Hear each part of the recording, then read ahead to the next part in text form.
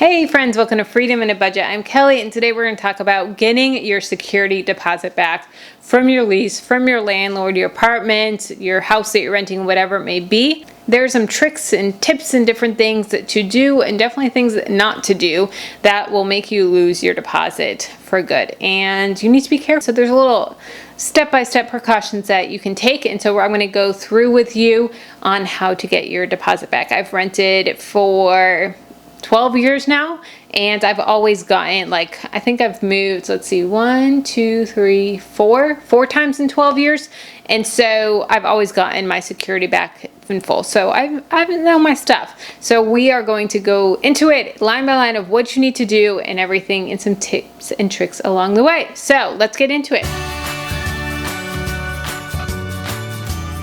Number one is read your lease. So dig back in your files, find your lease from when you first signed your apartment or your house, whatever it may be, and read through it. Read through the rules. Number one, when do you need to give them notice? Even if you're not breaking a lease early, a lot of times you need to give them 60 days notice before you re-sign your lease. So make sure you know how much you need to. If you do terminate your lease early, how much is it going to cost you? What is it going to do? Are they going to just take away your security deposit? What is all of those steps that they need? Painting. What do they require for painting? Do they require everything to be back, like spackled and repainted? Or a lot of times they just want you to spackle the holes and then they'll repaint over it. Painting walls. My apartment, if you don't repaint a wall, they charge $50 per wall that you don't repaint. So if you have like 8 different walls that you've painted, that's going to be a lot of money. It's going to be $400 right there out of your security deposit. And also make sure you know exactly what shade of color they use.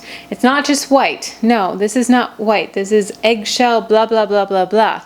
So make sure that you're getting what brand, what exact color they're using for their walls so that you can match it exactly. That's a huge one. You don't want to, especially if you're touching up over spackled paint, you don't want to be touching up the wrong shade of color, because that's going to be a huge eyesore and they're not going to be happy with that. Number 2 is notify your landlord. Obviously, if you're moving and everything, you also want to keep in communication with them of your new address. What is your forwarding address going to be so that they can send your security deposit money check back? They legally don't have to if they don't have an address. They legally don't have to if you don't tell them that you want your security deposit back, which is crazy to me that they wouldn't reach out to you and they're not mandatory to give back. Nope. If you don't ask for it, they don't have to give it back to you. Number 3 is go through your paperwork when you first moved in. It should be with your lease if you're organized. And there was a paper that you filled out with all of the damages in the apartment that you moved in on. So like for instance, for my apartment, when they painted the baseboards, they left paint all over the tiles. And like almost all of the rooms, if you move out all of my furniture and you look at the tiles along the walls, you're going to see paint on the tiles. So that was a damage that we noted. There was a couple, there was, they also painted over the tile in the shower. So there were some tiles that had paint peeling in the shower. So we noted that. There was something in the dryer, like something sticky was on the dryer that was like there for years. So that was noted in the damages. So go through that after you've moved everything out, and you really go through everything with a fine-tooth comb of any new damages. If there are new damages, make sure you fix them before you vacate, but make sure everything matches. Go room by room with the house completely empty and go find everything that needs to be fixed. Number 4 is request a walkthrough. Now, all apartments may not do this, but a lot of them will be. If you are saying, hey, I want to make sure that I am leaving this apartment in great condition for you and up to your standards, use your people skills, turn it around on them. Don't do it about you and getting your security deposit back, but you want to serve them. You want to make sure that it's up to their standards and say, can we do a walkthrough so that I know everything that I need to do, and what are you looking for in our final walkthrough for our deposit back? So different things like carpets, you may have some stains on your carpets, but you've been there for 6 years and they may be planning on replacing your carpets anyways. So you don't want to have to go out and rent a rug doctor or have them professionally steam cleaned so that they're in pristine condition when they're going to replace them anyways. So different things like that, because they may already be planning on doing that. Or they may be doing upgrades, they may be remodeling and they may be taking up the carpets and putting in hardwood floors after you move out. My apartment here is doing renovations through all the apartments. My apartment was already renovated, but a lot of the other units, they still had not the open kitchen concept. So they were ripping out the cabinets, they were ripping out all the stuff. So if there was different, damages in the kitchen, they didn't have to worry about it.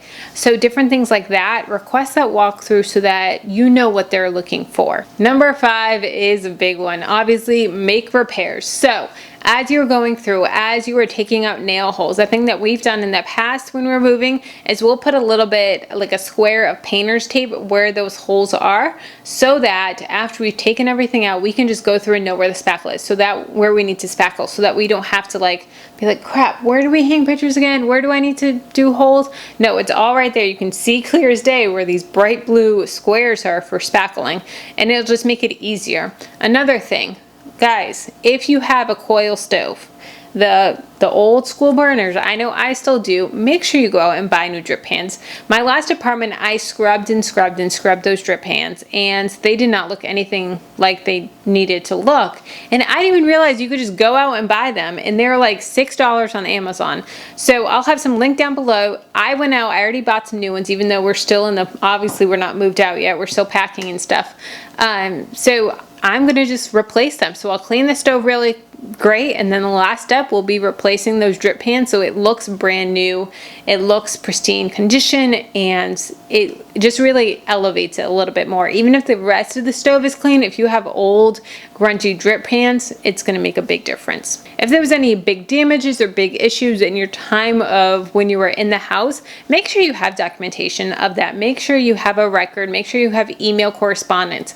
For instance, we had a mold issue. We had a crack under our windowsill when they put in the windows, that it shifted everything and shifted the wall, and there was a crack in the wall that you could see daylight, and it caused mold because it was direct, letting humidity and air and moisture into our bedroom, and it was probably there for years and we didn't even know. So they came in and they just kind of caulked it. So we have photos of all of that. So I don't want them to come back and say, hey, what's all this damage underneath the window? We have photos of that. If there is any mold damage, when we move out, and if there's any mold, from in the closets or anything like that, we have pictures of saying, hey, we told you guys there was a mold problem. Anything else, that's not on us, that's on you. So make sure you have good documentation.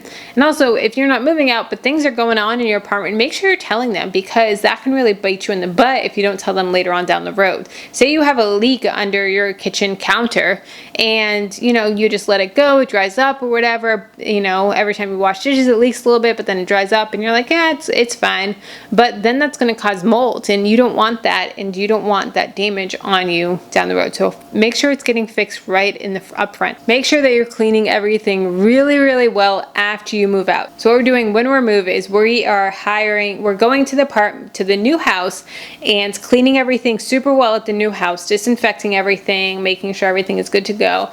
Then we're having movers come, moving all of our stuff, and then we have a week in this apartment that we can come in after work and we can clean. We can do a deep clean after everything is out. Well, you want to make sure that you're doing this deep, good clean when nothing is here, so that you can really be thorough. You don't miss anything, nothing's hidden behind anything. You clean the baseboards, clean everything, and just make sure you have that deep clean. Make it shine, make it look beautiful. If you have pets, a great tip, if you have carpet and pets, is sprinkle some baking soda on the carpet, let it sit for about an hour, and then vacuum it out, and it'll really help release any of those pet smells or anything like that, and just really makes a really big difference. Number 6 seems like a no-brainer, but I've really heard it happen a lot, which just is strange to me. But take any unwanted items, take anything that you guys don't want, make sure you're getting rid of it. So if you are leaving anything, they can charge you for that. Say we didn't want this piece of furniture and this thing weighs about 300 pounds, they would have to pay for someone to get it out of here and remove it and pay for the pickup from the trash and everything like that,